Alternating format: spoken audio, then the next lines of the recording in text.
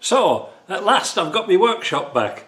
Mark's been here and he's been in and out with his 2.5 110 XMOD, fixing it up and doing bits and pieces. Yeah, so I've got the car on the lift. I washed it off the other day, it came out pretty good, but I blew out an awful lot of dirt and dust out the back chassis, back cross member. I thought we'd have a quick look round it, and I want you to have some input, because I don't know what to do with this chassis. I'm not going to get it sandblasted because it's not worth it, but should I go around it with some paint and just touch up the paint before I put crown rust proofing on? Because we have some very good rust paint here in Canada. That means we don't paint rust on, naturally, but it bonds with rust and makes a barrier. So let's take the camera off and let's have a look here what we're going to do. So here we are, we're on the left side. It looks like it's had new shocks in the past because they're not Land Rover ones. But again, there's a spring upside down. I don't know why they put it like that, but this obviously has never been changed. But you can see what I'm saying about the condition of the chassis once I've washed it off. You can still see the little stickery bits here and the factory marks here, so that's good. I'm thinking about just degreasing it and just touching it up with some paint, as I just mentioned. All this is nice and dry, but let's have a look at some of the jobs we've got to do. If you look here, when I was mentioning in another video how worn these discs are, look from the top, you can see this side is quite worn compared to the other side. So I've got some new rotors, I'm going to put those on. I'm going to pull these off, these calipers, we're going to strip them, clean them, put new seals in. The tie rods look good. The only thing I saw was this gator, the split on the drag link, so I might just put one of those on. Under here I couldn't get this mud off. Well, it's not mud, it's just etched onto the galvanising. That's one of the problems about galvanising. It would be nice if they would shine up a little bit, but they didn't. But let's go and have a look at the back and see what we think about the back. Again, you can see that it's got a 1996 exhaust on it. Tank there's a little bit of dust on the top of the tank, not to worry about. I blew all these out, blew these out, everything's good. All this is nice and clean. Inside this piece of chassis here, this is where they all rust out. No wonder, look at that, there's no protection on this whatsoever. You know, somebody put some tar on this or some underseal. It looks pretty good. Whether it's done anything, I don't know. Again, the discs are pretty bad, so we'll put new ones on them. And again, strip all the brakes down just for safety's sake. When you look at the pads, you can see they're unevenly worn. But most importantly on this is when we turn the disc, listen, now you can see over there, hopefully, the prop isn't moving.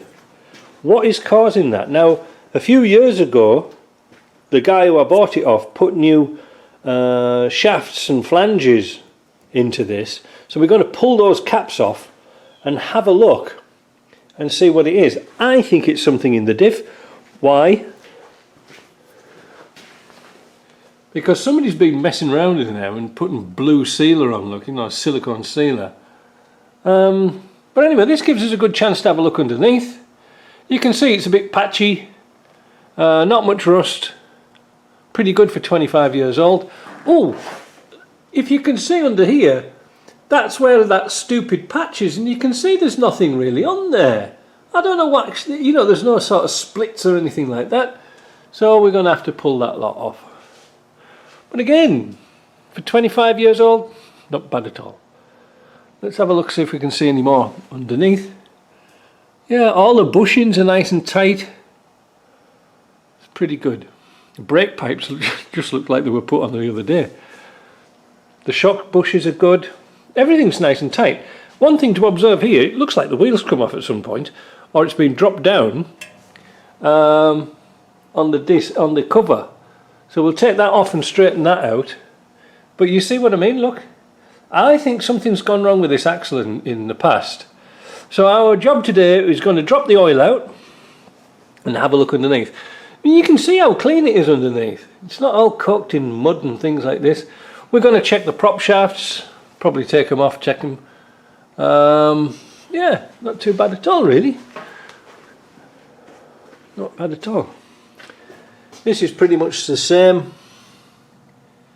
You know, just in time here, we'll put some stone chip protector on the inside of there just to protect that, and then when we come to put some paint and crown rust proof on it, it looks going to look good. But it's really is good. The discs are worn just as evenly. You could get away with them actually. They're not that bad, but they're bad. Let's have a look at this side. I can't be bothered bringing it light across. Yeah, these rotors are... See this one, the other one's worn... Let me say some light. The other one's worn on here, this one's worn on here. And you know, the pads are pretty good and it does stop, but look at the... Can you see there? Look how it's worn, how thin that is, so they've got to go. Fortunately, I've already got those in stock, so that's not going to be too bad. I've got to take that one remaining mud flat bracket off. And there you go, it's not spewing oil out or anything like that, so pretty good. But they have put the prop shaft on the wrong way around. Got to correct that. Right, so let's get on and do the back axle. I'm just going to zoom in a little bit. And I want you to watch the relationship between the hub and the spline when I turn it. See, they're pretty tight. Now usually what you get is you turn the hub and the shaft doesn't turn, but we've got a hell of a lot of clunky. Listen, that's what it was like when you were driving it. So what I'm going to do now, the other side's exactly the same worth. I'm going to pull off the flanges, going to drop off the oil, pull off the back cover, and let's have a look. So, with the bolts out of the cover, let's see if we can get this off. You could use your dismantling tool, but it's on back order. Ooh. I like to get in at the top, but I think in this case I can't do that.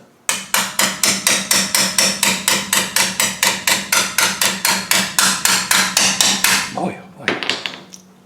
That's tight. Good stuff, this blue stuff. Bloody hell.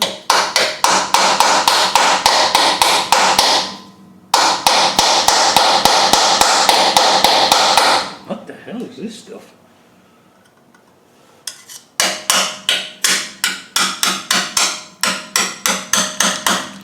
Ah, that's a reassuring noise. There's no bolts in it. It feels like there's bolts still in it.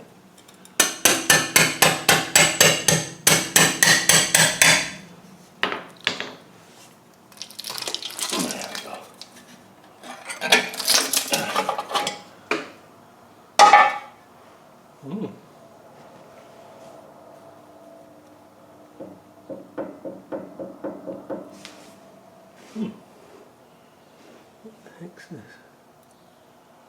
This looks strange, all this wear here. Doesn't usually look like that.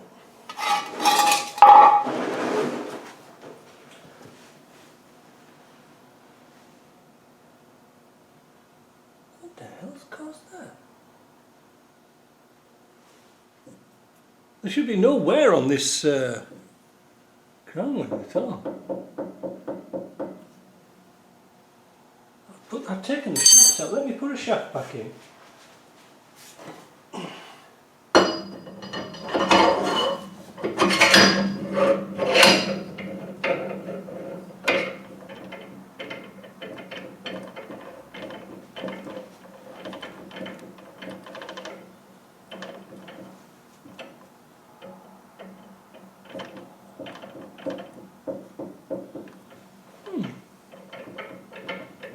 Nothing's wrong with that.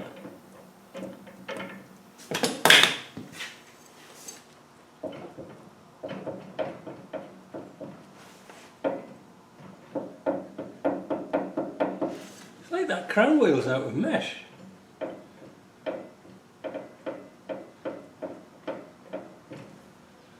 But this is really strange how this has come like this. I think we'll pull it out and have a look. Really weird.